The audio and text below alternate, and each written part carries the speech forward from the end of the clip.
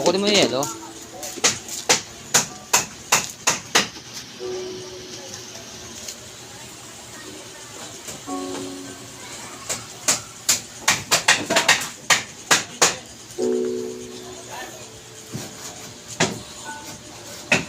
Ayan, okay. Ayan. Kaya pang okay dito. Kumain nyo na po. Ito nga po nga, dito kami natutulog gabi-gabi sa taas. Kasi nga, wala pa kami matulugan sa baba. Mabubong.